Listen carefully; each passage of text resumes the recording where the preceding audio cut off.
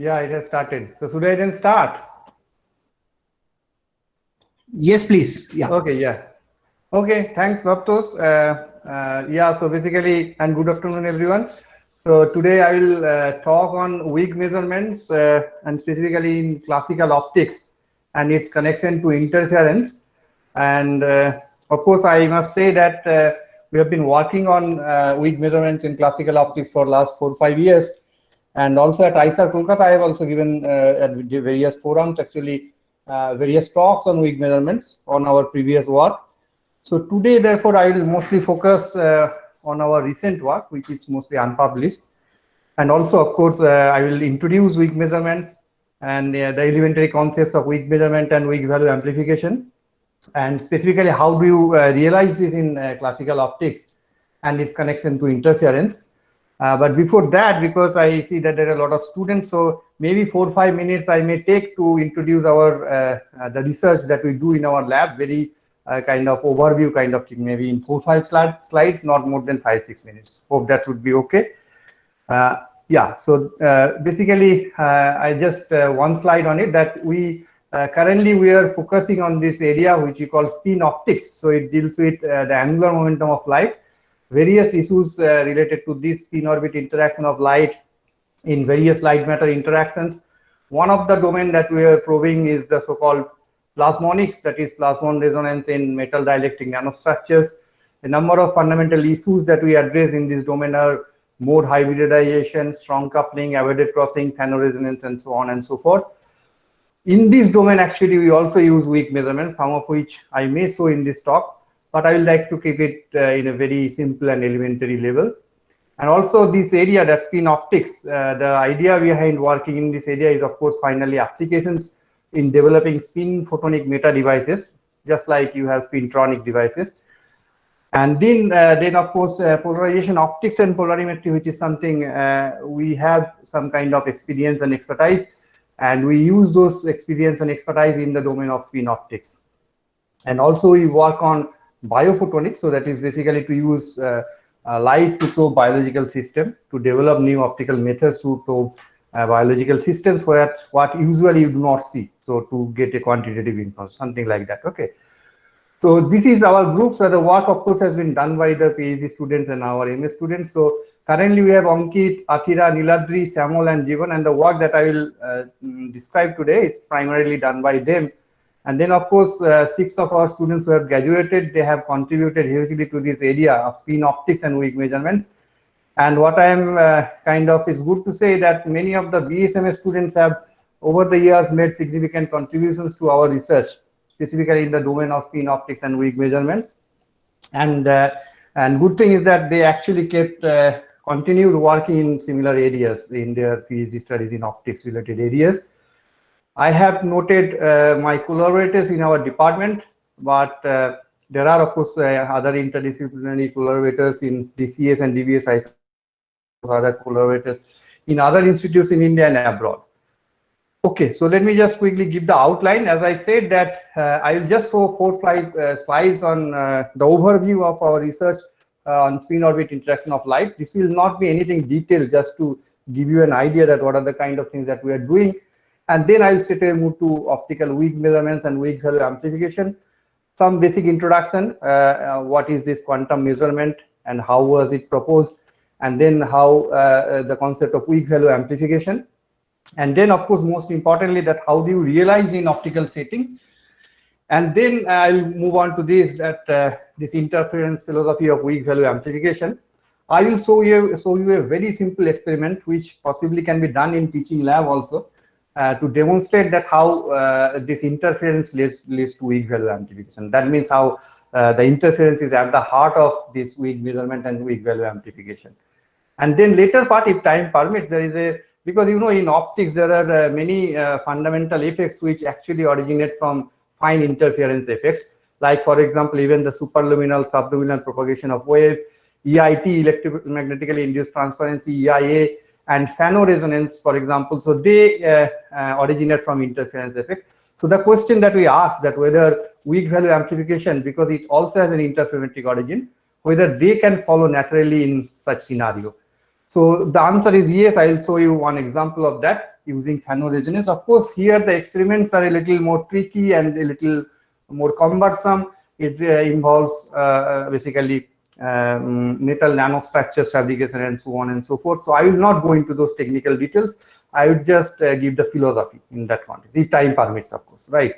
So let me just quickly give an overview. So this is something dealing with coupling between the spin angular momentum and orbital angular momentum degrees of freedom of light. Spin angular momentum is related to the circular or elliptical polarization, whereas orbital angular momentum is related to the phase structure. So these 2 degrees of freedom of classical light beam also can get coupled and gives rise to many intriguing phenomena. So that's what we started working maybe 7-8 years back. And we started working on the simplest problem of a scattering problem, that how scattering can also generate spin orbit interaction, or if you have polarized light in trajectory like scattering does.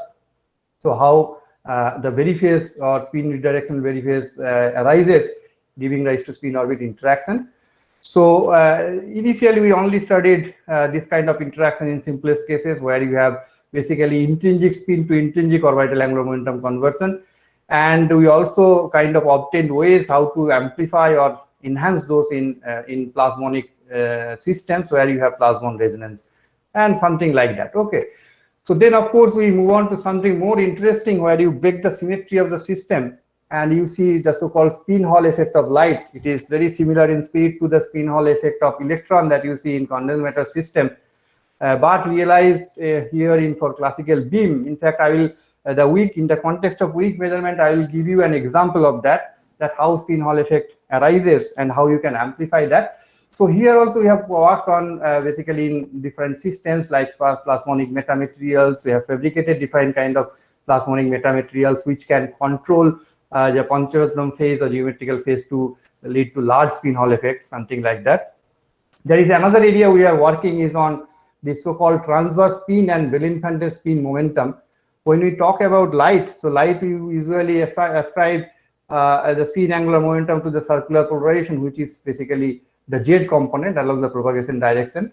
And momentum of the light is also defined by the wave vector k, and the Poynting vector's direction, usually we say that it is along the direction of propagation. But actually we have also seen that you can have an interesting transverse component of momentum which will depend upon the spin. Usually the momentum, of course, does not depend on the spin. So this kind of systems gives some kind of spin momentum locking kind of things in optical systems. So these also we have studied in some details, and we are still working on that. So this is an example that recently we have done, that the spin Hall effect of light in a random medium. That is quite surprising, that in a disordered medium also actually you see random spin split modes. So we have just seen that and worked on the statistics of those spin split modes.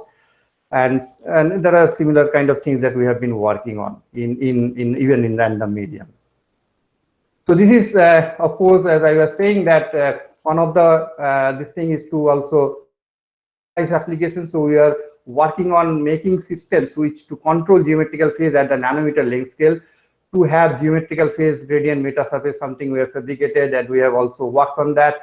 And also you have systems, we have hybridized plasmon modes to waveguide modes in such system to achieve phonoresonance, its tunability, and so on and so forth. So this is one area again we are working. And there is, so this latest one, this is of course done by Athira. So there is a new concept that she has demonstrated, that you can actually measure the polarization state spatially in a single shot measurement using by detecting the geometrical phase in an interferometric setting. So there are things like that, and also as I said that we also work in biophotonics, which I am not mentioned here. So with this brief introduction, I will now kind of move on to these topics of weak measurement, and of course we'll use weak measurement in some of these spin optical effects that we will discuss. So that I just wanted to show that this is an experimental system, a very unique kind of experimental system that we had developed earlier 4 or 5 years back, and this system we use for all these spin optical studies. So using this system, actually you can record the polarization response of any nanostructured material with very high precision for any projection of input and the output polarization state. And this basically the system we have been using in the context of our spin optical studies. So let me just move on to this weak measurement and weak value amplification. So what I will do is that I will first give a very simple and elementary kind of introduction to the quantum weak measurements and weak value amplification. So these are two related issues, but not the same. So let me just point out that. So the weak value amplification was actually discovered by this famous paper by Aronoff, Albert, and Weidman.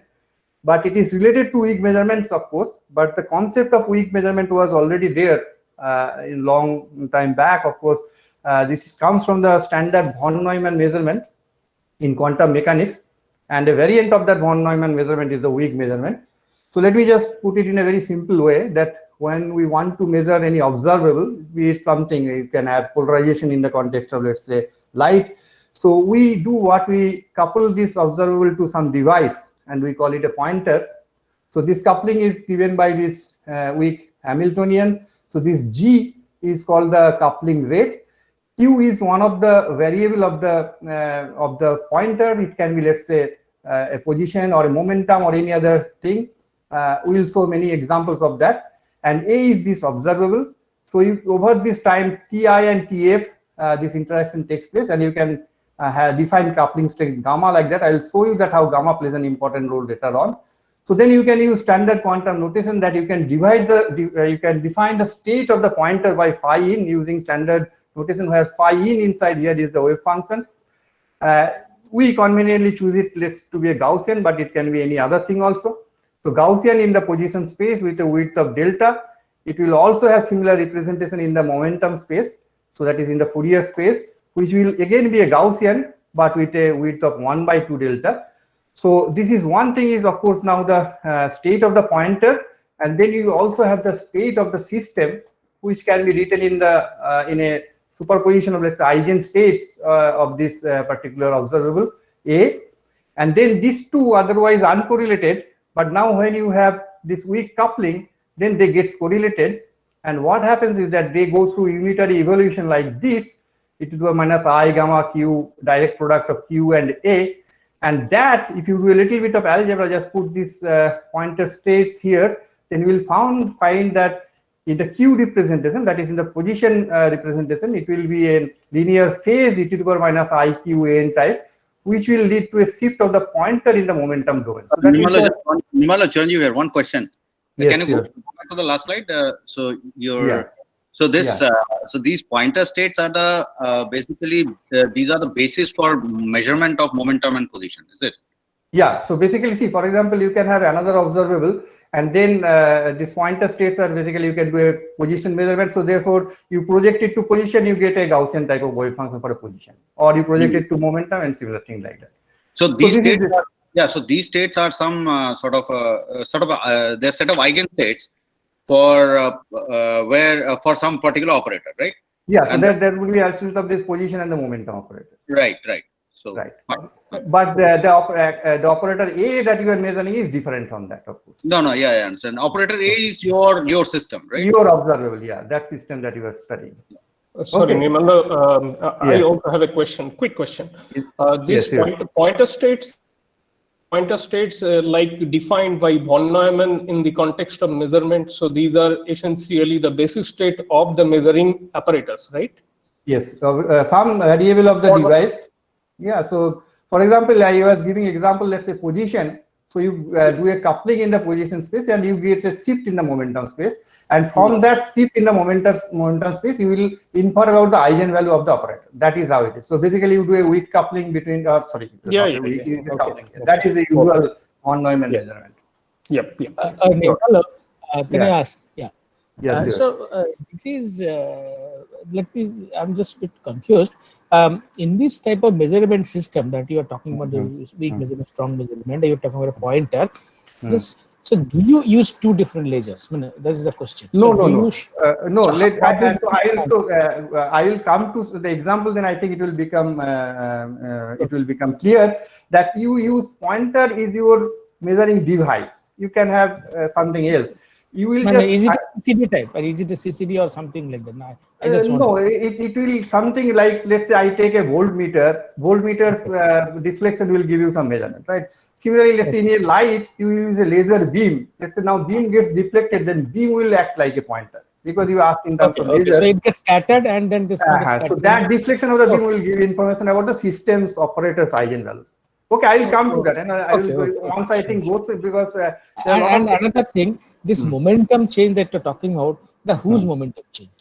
Yeah, so this is usually, see, suppose whenever you have, so momentum change will be like now the Gaussian beams momentum change, right? If you are talking about lasers, I will give you examples later on. It will become exactly clear what you are asking. Sure. Okay, so where I was, so basically what you do is that you couple. Yes. Sorry here. Yeah. Yeah, hi. Yeah. Hi. One thing, so I think though this formulation looks very quantum mechanics based, in principle, probably all you need is a complete set of wave mechanics, right? Where you have a complete set of states and complete set of harmonics. Yeah. And as you have a complete set of harmonics, you can always follow with this, and explicit need for quantum mechanics probably does not come in as far as this protocol is concerned, right? Yes, exactly. That is why you can use it in classical optics also. But there are some quantum mechanical aspects of it which I will try to highlight. That so as I said, interference. You'll see that the interference is at the heart of this weak value amplification. We'll talk about that. But there is also a classical analog of the interference, and then you'll have the actual quantum interference. Right. So in the framework, as you have rightly said, in the framework, you really do not need a quantum. See, when I give an example, it will become clear. I'll give you an example of a classical simple experiment of this beam shift, then it will become clear. Right. Can I proceed? In a sense, Yeah. H-cut has no special role to play here. I mean, Which when one? H-cut and what makes as such not. That's why it has actually a classical, completely classical analog also. And you can have this system. See, Gaussian, you can have a completely classical Gaussian laser beam or something like that. Right. But I think something like collapse of the wave function is something which kind of that also I will explain. And please, I will explain that what you mean by collapse. When you that is something which distinguishes classical mechanics. Everything has a classical analog, but you have to interpret it in that way. So, but Nirmalo, to just continue Soren's point, is this some kind of a semi-classical approach? So, I mean, it is inspired by quantum mechanics. Perhaps it is more wave mechanics, but H bar is loosely there in your delta P. You set it to 1. But it's in some sense you're taking a semi-classical limit. It's actually a semi-classical limit, and when you actually go to the, because always when you do it classical electromagnetic beam, it is a semi-classical limit. Right. Okay. That's what you do. I will give you example. It becomes sure. So what I wanted to mean that you have a weak coupling in the position domain, then you get a shift of the pointer in the momentum domain, and from there actually infer about the operators, eigenvalues, and other things. But what is important here is that you see that if I do a momentum projection, that a P projection of that, so in the usual case, you will have many such Gaussian shifted by the eigenvalues. So therefore, you can get ideas about the eigenvalues. So this is the usual case, what we call a strong measurement. Of course, so that they do not overlap, we have to satisfy this condition that gamma multiplied by the spacing of the eigenvalues should be greater than the width of the pointer. So the pointer should be shortly defined, and the spacing of the eigenvalues multiplied by this coupling constant gamma, that should be greater than that. So you get a standard scenario like this. So you can get the expectation value of A and so on and so forth. But now it is the other scenario which actually nowadays becoming important, is that if you do not have such a situation that your pointers uncertain, that means gamma delta is less than the width of the pointer, then in a sense that they all coexist and you do not get much information about your observable directly. So this is in this context that Aranov, Albert, and Zeidman in their famous paper did this simple this thing, that when you do a post selection of the states like this alpha n prime n, then something strange happens, very counterintuitive thing happens. So if you project that, if you just go into this and just do a little bit of algebra, I have just kept it as it is, that you see that this unitary part exponential minus I gamma qa, and then you expand it in the linear part, and because you are dealing with weak interaction, so you can only keep the first part of this and then you operate it, and I can write it 1 minus I gamma qaw, so on and so forth. Of course is the state of the pointer. And if you take a Gaussian, so you'll see that you will see a large, so there is a phase term that is in the position space I gamma q aw. So aw they define as the now the weak value, unlike eigenvalues. So this is psi f a psi in. So it depends upon now your pre and the post selection. So now you see that if you can make psi f and psi in mutually nearly orthogonal, then you can have a very large value of AW, and you can see that the pointer that is you are seeing in the momentum space, which will have a very large deflection, which was not the case for the, let's say, small eigenvalues. So AW can become very large. First of all, it can even go much beyond the eigenvalue spectrum. Second thing is that AW can become complex also, because psi f psi in, depending upon the choice, you can have both imaginary and the real part. So you can have complex weak values. So complex weak values means actually the real part will lead to, as it is clear from here, real part will lead to deflection in the momentum space, and the imaginary part will lead to deflection in the position space. However, there is of course a limit to that, which is known as the AAV's linear response regime limit, that the amplification cannot be arbitrarily large, because you see that while going from this equation to the next one exponential term, we have assumed that it is still small. So this is what was the philosophy. But now I'll just give you an example when things become clear, that will become slightly more clear, that how you can realize this in even in classical optical setting. So before that, because I will be using the states, the polarization states, I'll just quickly go through that, what are these polarization states, and then I'll go to the scenario of weak measurement in classical optics. So this is very standard thing, like if you have plane waves and horizontally, vertically, that means X and Y polarized light, you can write the state vector like its amplitude and the phase part of the two components. So 1, 0 will represent X polarized light, 0, 1 will represent Y polarized light, 1, 1 and 1 minus 1 will 45, and so on and so on. So left and right, that means a phase difference of pi by 2 between X and Y. So they are represented by 1 plus I and 1 minus I. So this is not needed here, that when such a light falls on a medium, then that polarization can get changed, and that can be represented by a 2 cross 2 matrix, which is a Jones matrix. We may not need that, but I'll just say. So other way of representing the polarization state is the so-called, so this is field-based representation. There are two problems in it. One is that it is nice, very simple, but it cannot be experimentally measured. Of course, what you see in experiment is intensity, so which is a time average quantity. And second is that these are all pure states. You cannot represent mixed states, like if you have partially polarized light. So this was defined by the so-called Stokes vector. Again, there is nothing to go into details. It is just defined by taking the Hermitian conjugate, so direct product of the Hermitian conjugate of this Jones vector E time E dagger, and then taking the time average. So you can represent the same pure states now just like this: horizontal polarized by 1, 1, 0, 0, vertical by 1, minus 1, 0, 0, 45 by something like that. So all you need to remember for the moment is that this fourth element is what will represent the circular polarization or elliptical polarization. This Q and U will represent the linear polarization. So therefore, if a polarization is rotated, they will be reflected in the Q and U, and let's say linearly polarized light is transformed to circularly or elliptically polarized light in this element V. So this will be used in our experiment also. That's why I wanted to just give you a very brief definition of this. Okay, now let us move to this. Okay, another thing I need to say is that somewhere I will use this, that when a polarized light interact with a medium, so it polarization can get changed, and that change can occur due to the anisotropy of a system. So anisotropy comes from, in a macroscopic sense, the refractive index. Refractive index has a real and the imaginary part. So real part will change the phase, imaginary part will change the amplitude. So if there is an anisotropy, that means difference in refractive index for orthogonal polarization for real part, this will call it phase anisotropy. We call it bidifferentiation sometime. And if there is an anisotropy in the amplitude part, that means X and Y are attenuated differently, then we call it di-attenuation. Di means differential attenuation of orthogonal polarization. So that comes from the difference in the imaginary part of the refractive index. This can be between also between linear and circular. So we generally, for our framework, will show you later that we will define a generalized anisotropy, which is 2 pi by lambda nr with the n difference between the two orthogonal states. So just keep this in mind. We'll now go to the example as optical example of weak measurement. So this is the simplest example. As I said that we have studied spin-Hall effect of light in various complex systems, but this is the simplest system. When you have a, unlike plane wave, if you have a Gaussian beam, for example, a Gaussian beam means its spatial distribution is Gaussian. Not only this amplitude distribution, it also has a phase term which also sometimes becomes Gaussian.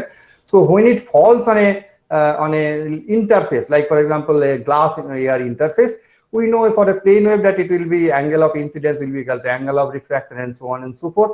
But if you have a plane wave, things becomes you have a Gaussian beam like this or any other structured beam of a light, then things become different. Why it becomes different? Because now you see that when we talk, they have the momentum in the z direction, but beam has an angular.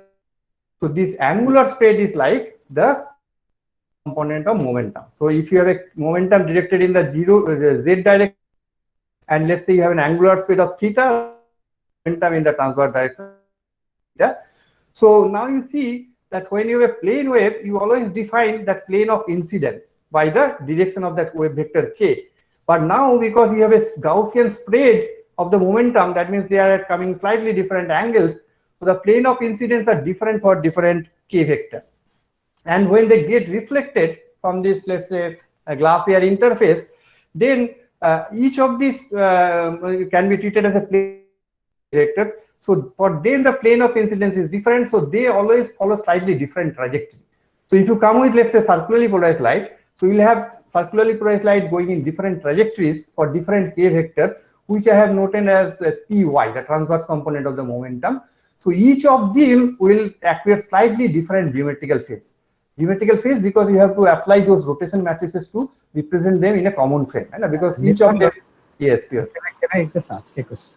Yeah, sorry. So in this, you are saying that there is a circular polarization, right? So suppose the example that you are giving about 630 nanometer. So now it is passing through air and then getting sort of say you have a glass plate and then it is getting refracted inside, right? It is just reflected, partial reflection I am talking about. Actually, partial reflection talking or about. It can be refracted anyway. I mean, that does not matter. No, can you just tell about this angular spread and so that's what I'm saying that if you, let's say, if you take a Gaussian beam, you can Fourier decompose it into plane waves. So each of these plane waves will be traveling in slightly different direction because if you do a Fourier decomposition, then you will have a distribution of the k momentum vector. If you have a plane wave, you have a delta function. The Fourier component is a delta function, so it is only propagating in the z direction. But now if you have a finite beam, you have a transverse momentum distribution. That transverse momentum I have noted as py. It is like the transverse wave vector. So what I was saying that each of these transverse momentum component of light, they will evolve in slightly different trajectories. And if I start with a polarized light, like circularly polarized light, each of these wave vector or transverse momentum will appear slightly different geometrical phase. Geometrical phase because it is like you have to represent them in a common coordinate system, so you have to rotate because for them plane of incidence is different for each of these ky component. So that is what. So you know that if you have a circularly polarized light or any polarized light going in trajectory, so that is a rotation of the polarization which is related to the geometrical phase. So what? Yes. Any questions? Okay. Okay. So now the question is that if you have a sufficiently broad beam, so this actually, that's what we are saying, that this provides the weak coupling here. The coupling, unlike position here, is through momentum because now each of these transverse momentum component are acquiring slightly different geometrical phase. That geometrical phase is opposite for left and right circular polarization, right?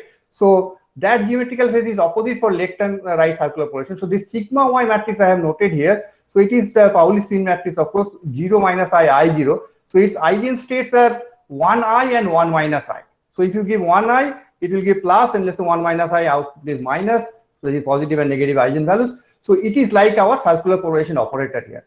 So if you have a weak coupling in the momentum domain and your unitary operator is like this, then you will have a shift in the position domain.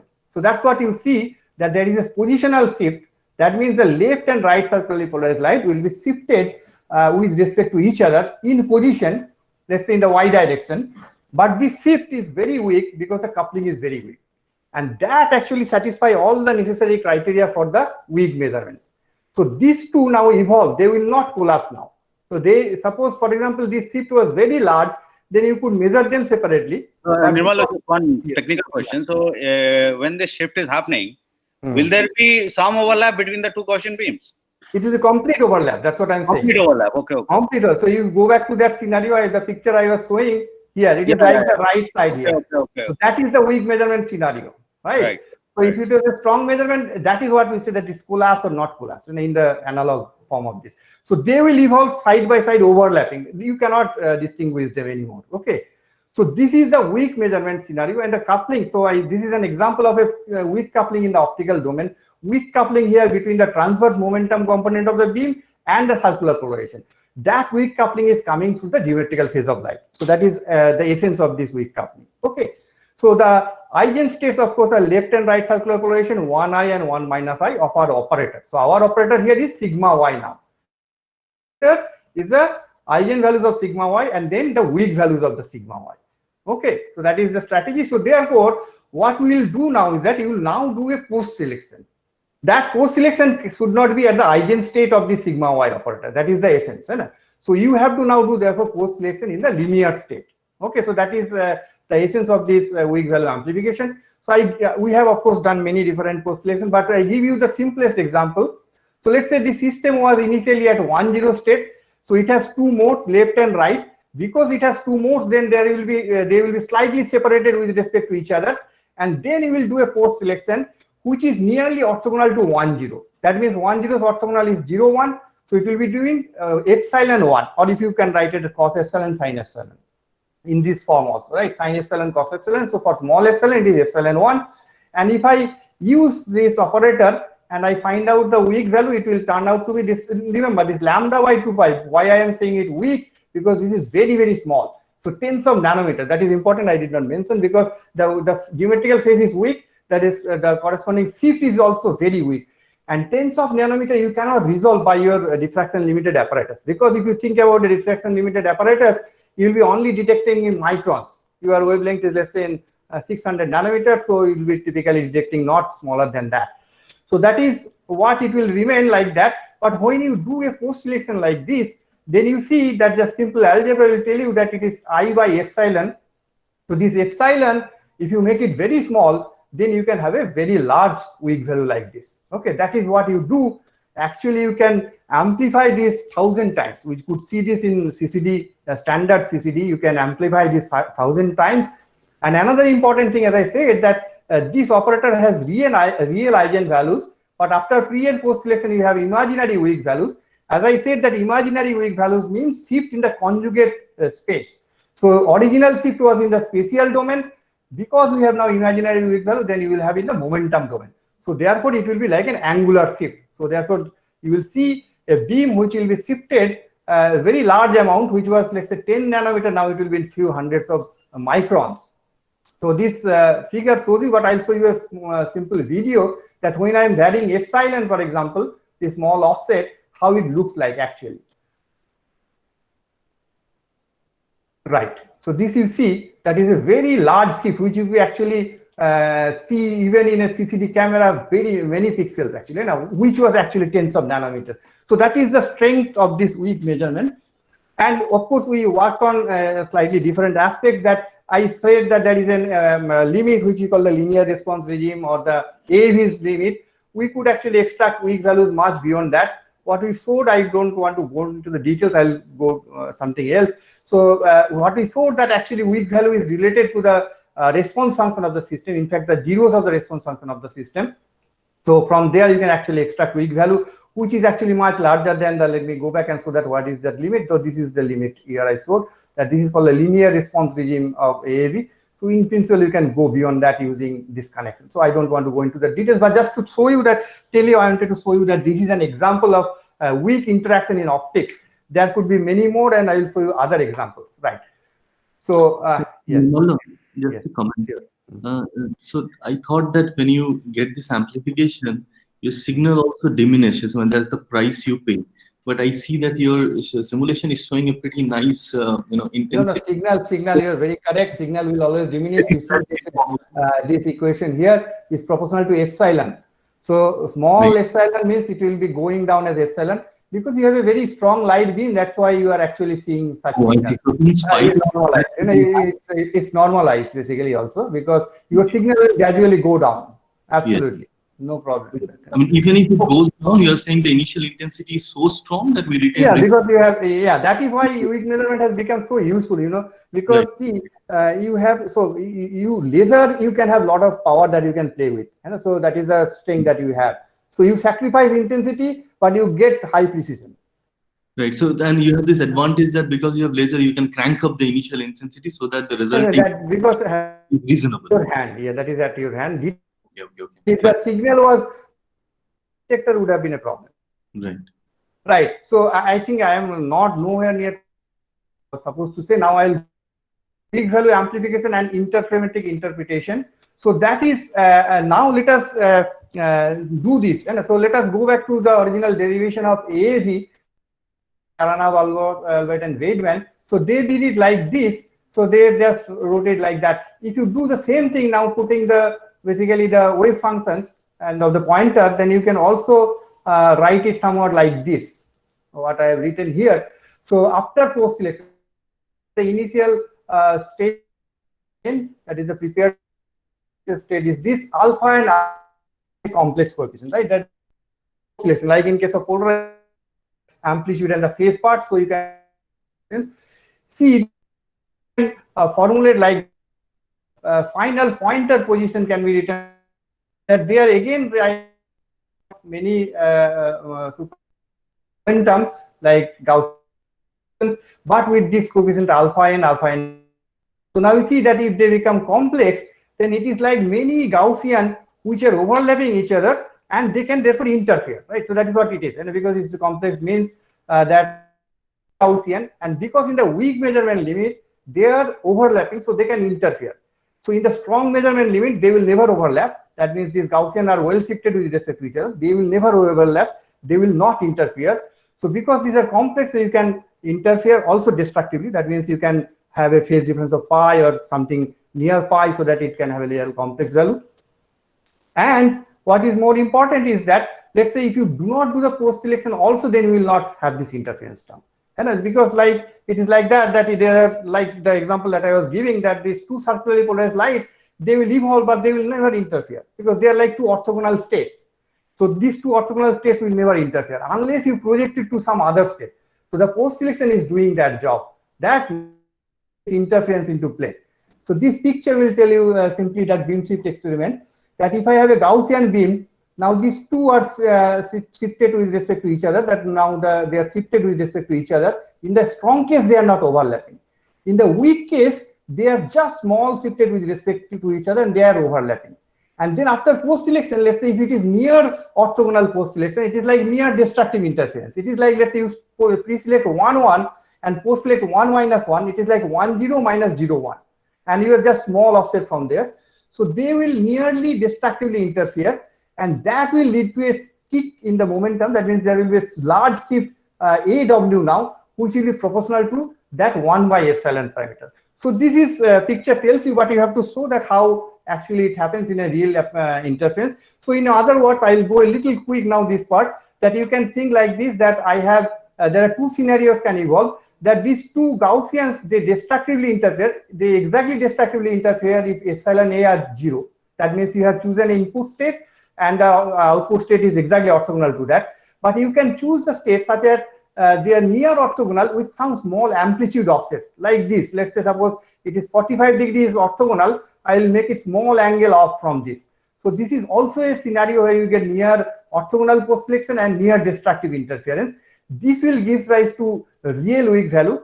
Delta was that eigenvalue, for example. So it will be amplified by delta cot epsilon A. Cot epsilon A for small epsilon is 1 by epsilon A, right? So this is what one case, real weak value. And the other case, you can also have a scenario that these two Gaussian, they can be offset by a small phase parameter epsilon P.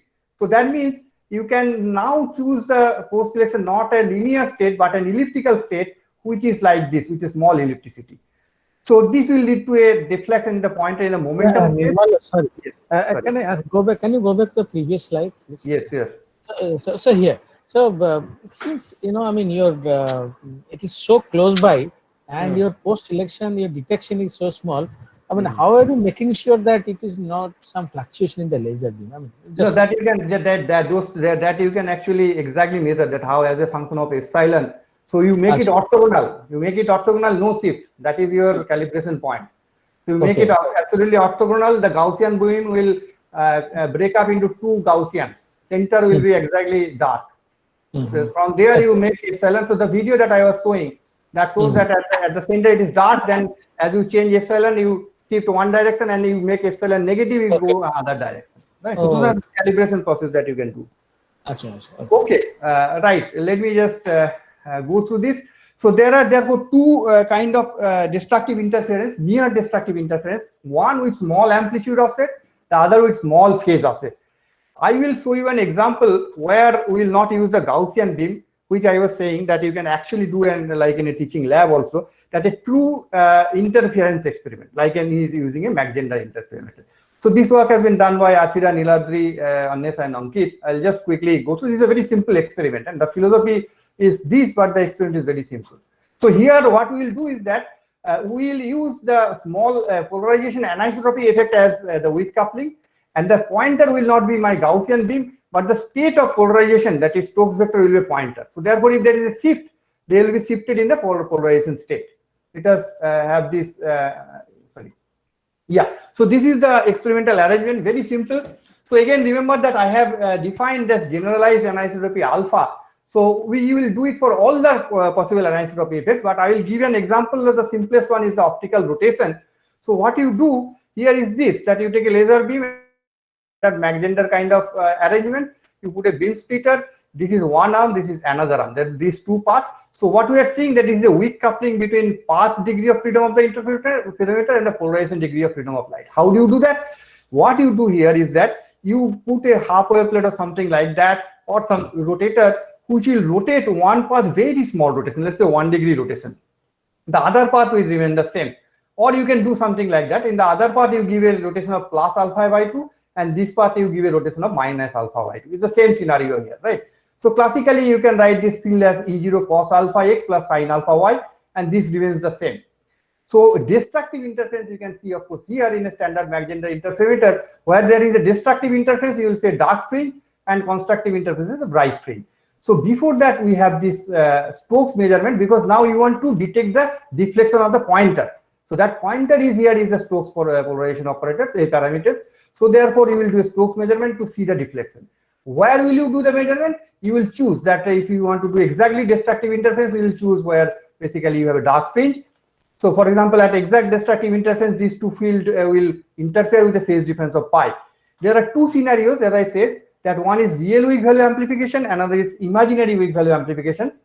So for a real weak value amplification, what you will do, you will see at the position of exact destructive interference, but you will still have to manage near destructive interference. How will you do that? So you will put a neutral density filter here, so that the amplitude ratio of these two will slightly change.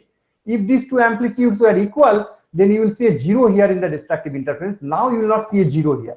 So that is a near destructive interference, like this, what I was telling, like this.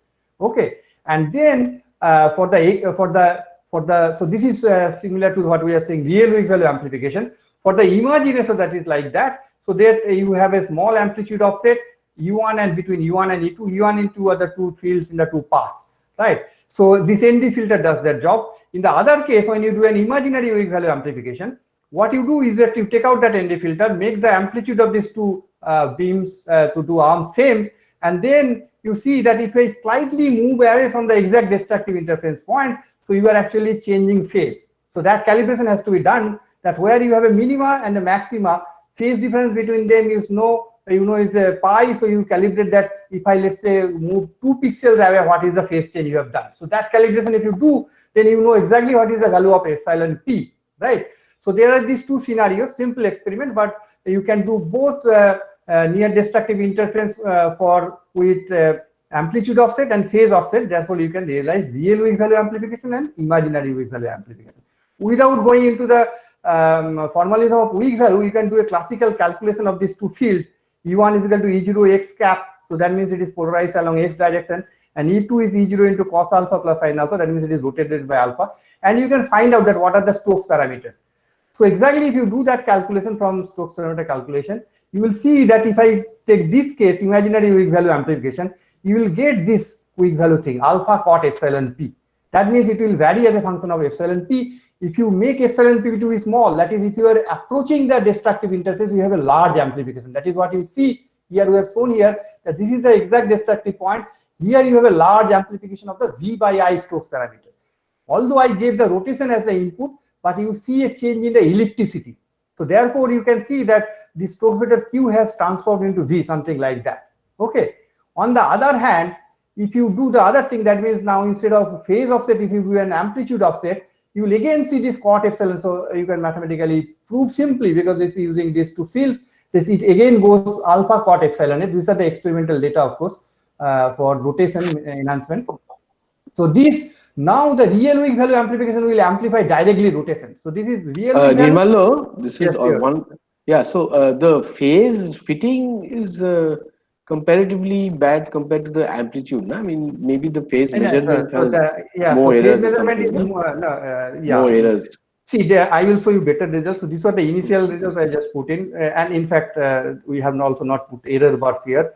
Some results I'll show later which are error. I think the phase measurement is more tricky in this case. Yes, of course, because your pixel even there is minus sign. You need a very stabilized interferometer to. Yeah, I don't think you're stabilizing the path lengths and all, no? So we are doing it now. We are doing it now. So we are actually locking the paths. That will be very useful. Okay, I'll come to that. So just to show that actually you started with an optical rotation effect, but the two different manifestations, imaginary weak value amplification give you ellipticity change, and real weak value amplification give you change in the Q to U. So it is like the conjugate space, right? So for example, I said that AX and P, so real weak value amplification, let's say, manifested in the position space, and imaginary weak value manifested in the momentum space. Here you see that the real weak value amplification manifested in the space of Q and U Stokes parameters, and imaginary is in V. In fact, they are like the conjugate parameter space. That can be shown also using because they can be written in terms of the Pauli spin matrices. Something else also is there, which we'll discuss if later on time permits. So you just see that there is two different manifestations: imaginary weak value amplification leading to change in the ellipticity, real weak value amplification leading to the change in the angle, because it amplifies the angle.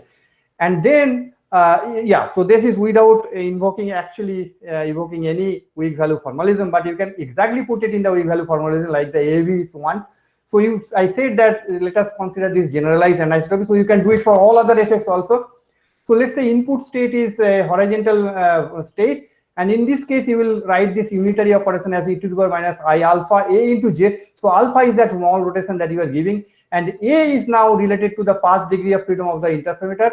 I'll tell what J. So J is also a pointer variable. So that means it is related to the polarization pointer. So A is like the two paths are like 1 1 minus 2 2. So this is like 1 0 0 minus 1. In one path it will give eigenvalue plus alpha, in another path it will give you eigenvalue minus alpha.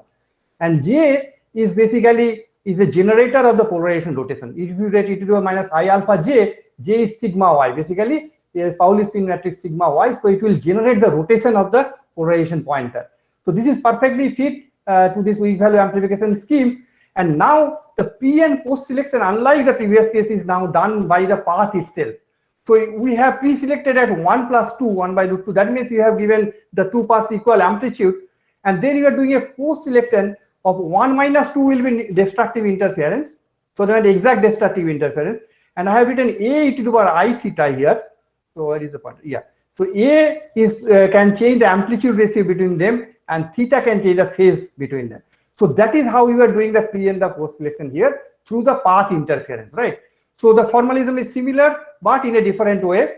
And if you do this calculation, follow AAV's calculation in the same way, putting this unitary operator, you will exactly get that the final pointer state for real weak value amplification will be something like cos alpha cot epsilon A sine. So this is the Jones state. So therefore, that means rotation is enhanced by alpha cot epsilon A.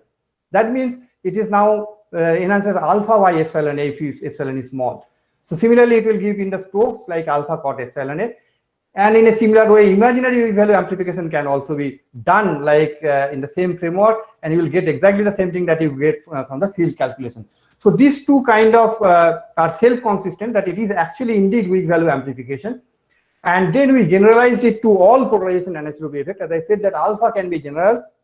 So of course the generator matrices will be different. For linear bidifferentials, which is let's say x, y linear birefringence, or let's say plus 45 degree minus 45 degree linear birefringence. So this is the sigma 1, that is sigma x matrix. For a horizontal vertical, it will be sigma z, that is 1 0 0 minus 1, because your xy birefringence, it is like e to the power I delta 0 0 e to the power minus I delta. So it is like the sigma z matrix, it is the sigma x matrix. Circular birefringence will give you the sigma y matrix, which I have already shown. Then the corresponding all the amplitude effects, that is the diattenuation effect, can also be represented by sigma 1, sigma 2, sigma 3, but with imaginary coefficients now. So you can see that there is a real to imaginary weak value amplification, means change in the phase anisotropy to the amplitude anisotropy, something of that kind. So that is like shift in the conjugate Stokes vector space. And then actually we realized this experiment for all different polarization anisotropy effect. Therefore, for each effect, you will choose a particular input state, and that will be reflected in the output state, real weak value. Let's say, for example, linear diattenuation. It's like a polarizer, small polarizer. So what we'll do is that a polarizer which is oriented at a very small angle from 45 degree. So it will change the two amplitude of horizontal and vertical very slightly, introducing a effect. So that I have represented it here like this, very small diattenuation effect. So real weak value amplification will be manifested in Q by I, imaginary will be manifested in V by I. And similarly for all the effects, it's basically a little technical. So, but you can do it for all the effects simultaneously using the same parameter. So let me just give that interesting trajectory that you see. That is a general thing, that is a general philosophy for amplification of all the effects. A useful way to describe it is in a Poincare sphere. So in the Poincare sphere, V is the Stokes parameter for circular, which is represented in the pole like that. QU are in the equator region. So if you think about that linear diattenuation effect, so if I had started with, let's say, this one, let's say this 45 degree, let's say I started from here without the weak value amplification. So this red one is the reference beam, that is the starting position. Now in one path I have given a small polarizer rotated that, so therefore you have small diattenuation. So it will be changed to this direction slightly, very small change this direction. But now after weak value amplification, it will go along this geodesic, very large. It will close almost this geodesic. But if you think of the imaginary weak value amplification, it will exactly have an orthogonal trajectory in the Poincare sphere. It is in a this is again a geodesic, but in a perpendicular direction. So that is a general rule. So that is like the conjugate space. It is general rule for other effects also. So this is experimental result for other effects like linear diattenuation. Here we have slightly better results with standard deviation, etc., etc. Now actually we are making it the interferometer, because all these errors depend on the stability of the interferometer. So this is the simple philosophy. As I said, that this actually can be realized in a teaching lab also. And if I have time, then I'll just say that actually this philosophy you can, because you see that this heart of this weak value amplification is interference. So there is a chance that, as I said, that there are many effects which has interference in its origin, like even let's say EIT, that is also a classical analog of EIT, EIA, and also super subluminal propagation of wave. So we wanted to check that whether in such scenario weak value amplification can naturally evolve. So this work was done by Samuel and Jeevan. I'll not go into the technical details because it requires fabrication of nanostructures and etc., which we did. But the philosophy is something like that. In Fano resonance, we know that Fano is an interference phenomena. So it's an interference of a continuum mode and a discrete mode. Continuum means it's broad in frequency. So this interference gives to asymmetric line shape. Usually it is represented by this parameter Q. Q actually gives also the coupling between these two states. Okay. So this epsilon is in mathematically we represent reduced frequency omega minus omega 0 by gamma by 2. Gamma is the width of the resonance, omega 0 is the central frequency of the resonance. That's how we.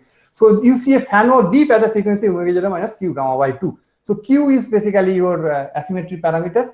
So if you see that changing Q, the Fano line shape changes like that, somewhat like this. So if it is infinity, Q is infinity or 0, you get a Lorentzian.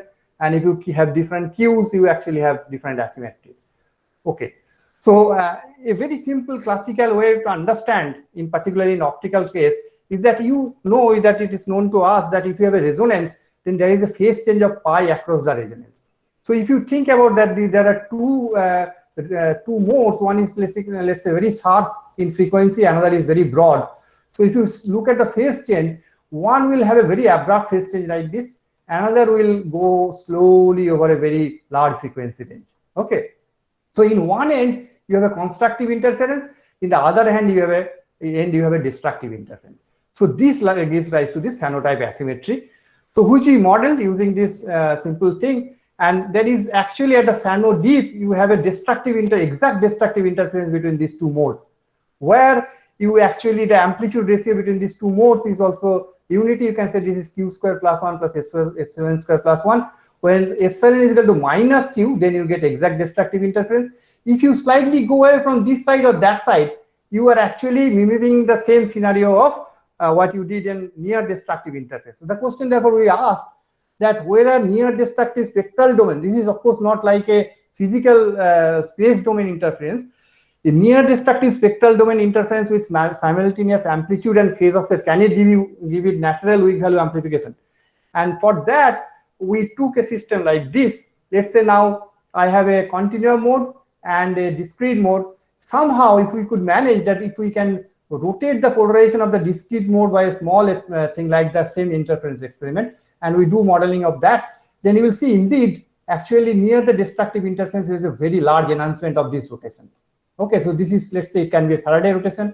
So that is the kind of system we actually worked on. So basically we worked out the epsilon A and epsilon P in this case of phano resonance, and we observed simultaneously real and imaginary weak value amplification, because you had both epsilon N and epsilon P varying as a function of frequency. Okay, so this is the system that we have worked.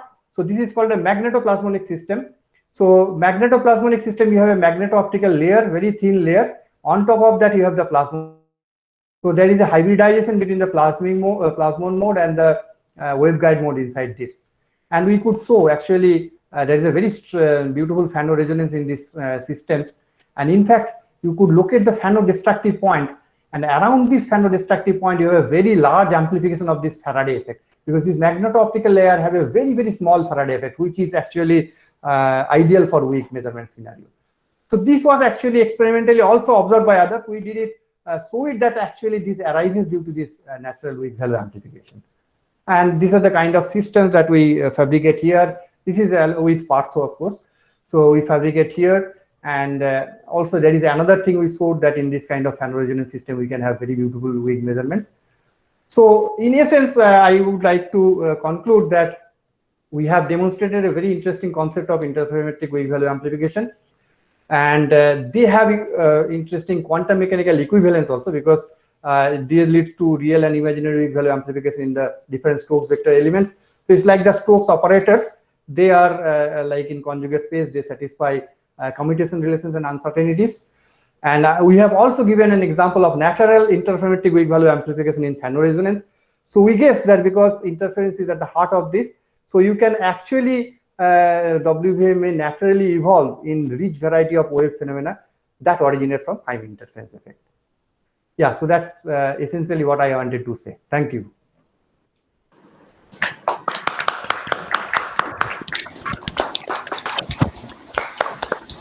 Yeah, thanks, Nirmal, for a fantastic talk. Yeah, any questions, comments? Yeah, I have a question, Gautam. Yes, yes. Nirmal, a nice talk. In fact, I heard it before, but you have many more new things that I heard. No, that's what I said, that earlier things I try to avoid, because I have given talks here at IISER Kolkata, many 3-4 I guess. So I try to make it different from the earlier. But this will be recorded, so it will be useful for us. So I have a question. Actually, so the problem, Nirmalo, is that you spoke so fast. I think from next time onwards, we will ask you to give a blackboard talk. Then we will. Yeah, that is better. No, but initial part I did not talk fast. It's the last part I wanted to cover something, right? So, I have a question. Before everybody discusses. Yeah. No, I did not. I did not talk fast at the initial part where I needed to go slow. I went slow. It's just the next part is more technical, right? So that's why I went a little fast. You can reply to Chiranjeev later. You have to answer the question. Chiranjeev always tells me that you go so fast. Actually, it is not. Okay, don't fight, guys. Yeah, okay, let Gautam ask. So what I'm asking is, it's a very interesting thing. suppose for material science, the type of work I and Bhaktos and all these people work on, suppose you have a solid, I mean any solid or some material, and if you change temperature or pressure, the phase transitions happen. So Yes. will there be any possibility? Suppose there is a polarization change in the surface. Yes, So so, somehow can they be used for that? But they are not transparent material. So any Okay, solid it can be done, but see, only thing is that one has to think about a degree of freedom, which basically is weakly coupled to the. So if you, let's say, we want to have a system where you have a very small polarization change in your system, you don't want otherwise you cannot Yes. detect it. So using this kind of measurement, you can detect it. And of course, it is it can be done anywhere in principle. You have to just choose the right. Okay, so it is just a so what you have, so it's just interference pattern. So that one is reflected from your sample, another light is goes as it is, and then you interfere, and from there phase change other things. You are basically that's what I. And that is also one way. I said that here we used a slightly different thing, that we use a direct interference, but sometimes you may not also use. I said that here one way is that we used a direct interference, right? So in a magenta kind of interference. But the first example that we gave, their interference was not a direct interference. Here interference automatically takes place, like in a Gaussian beam. So basically, you have depending upon your system, one can devise that what should be used, and also of course the kind of what weak interaction you want to study. We can discuss if you. I mean, I am open because I am. So maybe I will talk with. So I want to expand it in also in other domains. Because it's such a. I found it very interesting. Because you have worked on these gated devices. You know. I also. Similar type layer. We can also do actually weak value amplification in the time domain, in the frequency domain, in many degrees of freedom are there. Okay. So maybe we can discuss it. Thanks, Nirmal. It was very nice talk. But Chiranjeev, where did I go fast? No, it is my problem of understanding. I mean, I am slow. It's not that No, you are fast, man. I said that only later, but maybe I had to because see, I wanted to at least show. We will discuss later. We will discuss when we meet. Yeah. So. So Nirmal, can I ask you a question? Sure, absolutely. Very, very nice talk. Really enjoy it. See, this Fano resonance, you pointed out there is an interference between a sharp line and a continuum. Right. So that looks like, sharp line is like a delta function. Yeah. The Fourier transform of the delta function is like a plane wave. Yes. So you are sort of nicely combining, localization in both the domains, right? Yes. So actually, please. Yeah, let me finish my question. Question is, you see this natural large enhancement, this giant magnetoresistance, those kind of things. Can they be understood through this kind of phenomena that they are actually happening because of this? I think because see, I give you an example. This Faraday rotation, this has been reported in Nature Communication, but we saw that actually this naturally happens because that is so. If you have a weak coupling parameter, if your magnetoresistance is a weak coupling parameter, then it may get amplified due to near destructive interference. We can discuss because there is always. I said that it is almost like it may happen in many places wherever there is interference. Yes, sure. So would you sort of clarify between, so because part of the talk, the second half of the talk was about these response functions, right? Where we kind of looked at the characteristic of the susceptibility or the response function. And the first part was more to do with the electric field itself. Right, so of course, there are similar things, but that mapping is not completely clear to me. So there are actually two things of those. One is the interference of the modes. So interference of the modes are actually related to the interference of the polarizabilities. You can think like that. And so when you talk about Fano, etc., it is not necessarily always that interference of the scattered fields. There can be interference of the exactly. So that's the response function. Yeah, exactly. That is like the response function. But you can also have a physical interference between two fields, which was the previous one I was talking. And the later part is like the response function. You are correct, absolutely. So it's the mapping is not, of course. So one can think of, I guess, also like the response function is. We can just think of it a system being driven, and the response function. Yeah, I guess it's similar. It's similar. So see, suppose in this case, if you write the polarizability tensors of these two coupling system with If you a very take the small- Fourier transform, then it's Yeah, basically like exactly. VP. You can do in the same way, right? Yeah. It's same. I mean, it's the same. I mean, to me at least, it's similar. Yeah, it's interesting because that sort of opens There up is the a good connection and a good connection. Yeah. Yeah. Sure.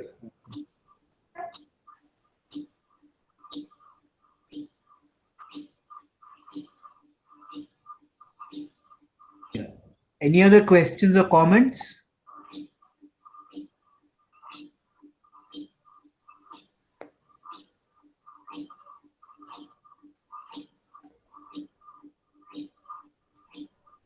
ठीक है? Yeah, I think it's fine. Yeah. Okay, Chiranjeev, maybe we can discuss sometime. Yeah, Because yeah, I definitely. also thought you can Actually, discuss. can you just- Actually, can I just No, stop I it? do not want to go fast, but problem is No, no, somehow no, sometimes.